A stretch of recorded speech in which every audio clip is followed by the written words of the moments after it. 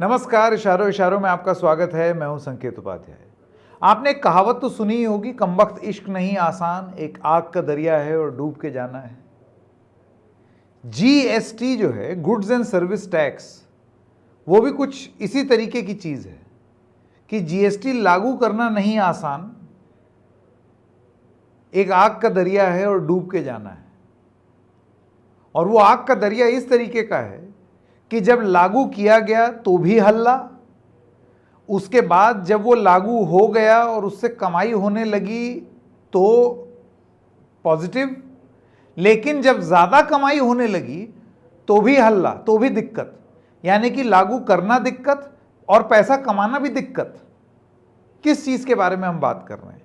देखिए, आप जानते हैं 2017 में नरेंद्र मोदी 1.0 ने जीएसटी यानी कि गुड्स एंड सर्विस टैक्स, जिसके बारे में चर्चा बहुत पहले से चल रही थी, यूपीए 2 के टाइम पर ही इसके बारे में चर्चा चल रही थी कि भाई अलग अलग इधर उधर टैक्स दुनिया जहां, उसको जोड़ जाड़ के सबको एक गुड्स एंड सर्विस टैक्स बना दिया जाए, एक कॉमन टैक्स, वो एक ही बार लिया जाए और उसके बाद जो राज्य के टैक्स हैं वो राज्य को चले जाएं, जो केंद्र के टैक्स हैं वो केंद्र को चले जाएं। यही था ना।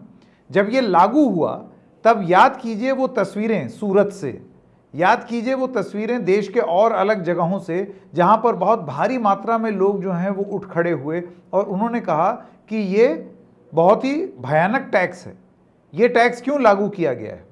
अगर आपको याद हो तो कांग्रेस पार्टी ने उस समय इस टैक्स को क्या बुलाया था? गुड्स एंड सर्विस टैक्स नहीं, गब्बर सिंह टैक्स। तो गब्बर सिंह टैक्स बुलाने के पीछे की जो मंशा थी या जो बात थी वो ये थी कि आपने इसको ठीक से लागू नहीं किया। केंद्र सरकार उस समय, नरेंद्र मोदी की जो सरकार है, उसने लगातार ये बात बोली कि भाई जो भी चीज़ें थी हमने की हैं, लगातार वो काउंसिल की मीटिंग होती रहती है और उसमें जो भी इंप्रूवमेंट्स करने होते हैं हम वो इंप्रूवमेंट्स भी करते रहते हैं, लेकिन हम एक ऐसे आदर्श टैक्स के आदर्श दिन का इंतजार करते रहें और तब तक कोई चीज़ लागू ही ना करें, ऐसे नहीं होगा। किसी राज्य को अगर कुछ भी जानना है, किसी को भी कुछ जानना है, वो आए इस मीटिंग में बात करें और उसके बाद फिर वो लागू हो जाए।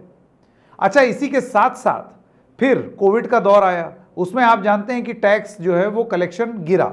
जब गिरा तो फिर ये बात सामने आई कि ये गब्बर सिंह टैक्स है जो कि लोगों को चोट पहुंचा रहा है। लेकिन सरकार की किस्मत अच्छी इस तरीके से हुई कि मोदी 2.0 के कालखंड में, और जब कोविड हो रहा था और कोविड से हम लोग रिकवर कर रहे थे, लगातार मंथ ऑन मंथ यानी कि हर महीने के बाद जीएसटी की कलेक्शन लगातार बढ़ रही थी और हर बार हर महीने ये आंकड़ा लोगों के सामने प्रस्तुत करते वक्त सरकार जो है वो फूले नहीं समाती थी, छाती एकदम फूल के चौड़ी कि देखा ये जीएसटी जो है अपनी कुछ खामियां जरूर रही होंगी, लेकिन अब इतना अच्छा है कि अब इतने सारे लोग ये टैक्स दे रहे हैं और टैक्स में इजाफा, ये देखो इस महीने फिर इजाफा, ये देखो इस महीने फिर इजाफा।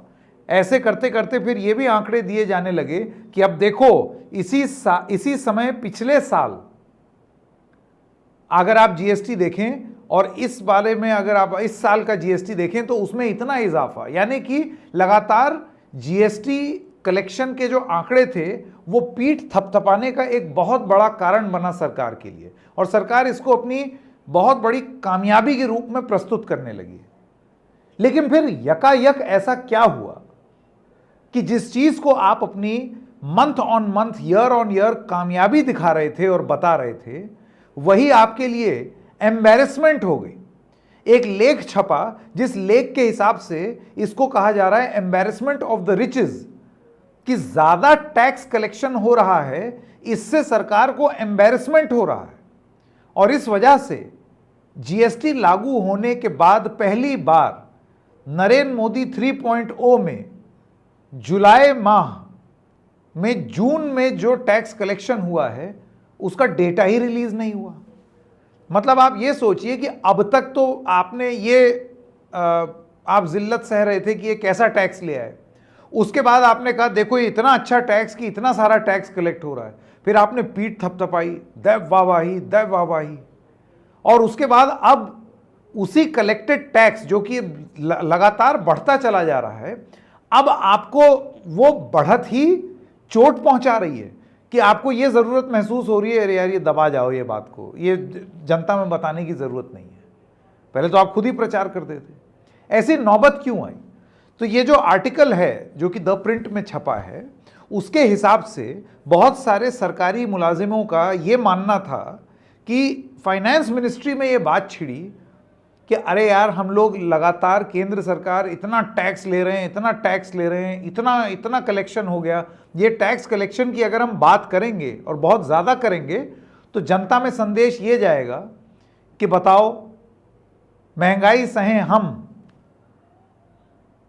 प्राइस राइज सहें हम, बेरोजगारी सहें हम, और उसके बाद सरकार जो है वो जख्मों में नमक छिड़क के हर महीने ये बोले कि देखो हमने इतना टैक्स कमा लिया, उतना टैक्स कमा लिया, टैक्स और ज़्यादा हो गया, पिछले साल के मुकाबले इतना % ज़्यादा, उस महीने के मुकाबले इतना % ज़्यादा। तो ये जो है वो मुसीबत का सबब बन जाता, क्योंकि लोग ये कहते कि भाई आप तो दबा के टैक्स कमा रहे हैं, तो जब टैक्स कमा रहे हैं तो ज़रा महंगाई से थोड़ी सी रियायत दीजिए ना, राहत दीजिए। ये सब सवाल पूछे जाने लगते। ये हम नहीं कह रहे हैं, ये वो आर्टिकल में लिखा हुआ है जो कि मिनिस्ट्री ऑफ फाइनेंस और सरकार के जो मुलाजिम हैं उनकी जो सोच थी जिसके पीछे इस डेटा को रोक दिया गया, ये वो बता रही है।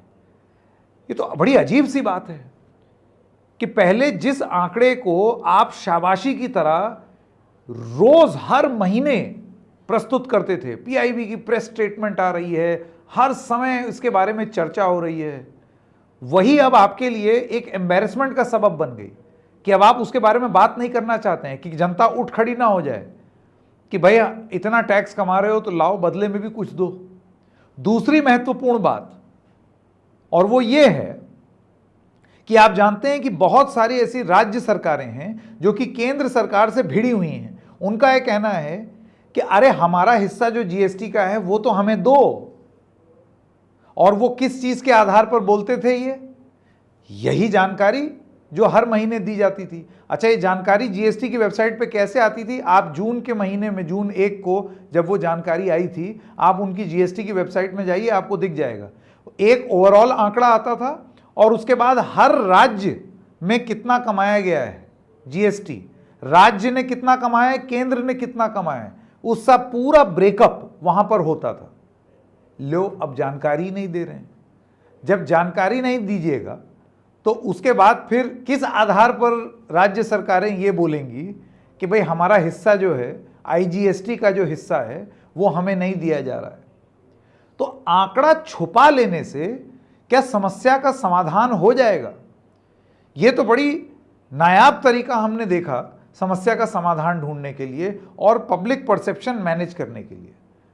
क्योंकि अब जनता ये भी सवाल पूछेगी कि जिस आंकड़ों से आपको इतनी मोहब्बत थी कि घूम घूम के आप उसका हवाला देते थे और उसका जिक्र करते थे, आज उन्हीं आंकड़ों से आपको इतनी लज्जा क्यों लग रही है? इतने लज्जित महसूस क्यों हो रहे हैं कि आपको ये ज़रूरत महसूस हो रही है कि वो आंकड़ा ही ना दिया जाए? आंकड़ा छुपाने के पीछे की गणित क्या है और क्या वो गणित कामयाब होगी? हम देखेंगे। इशारों इशारों में आज इतना ही। हम फिर मिलेंगे किसी और मुद्दे के साथ। तब तक के लिए नमस्कार।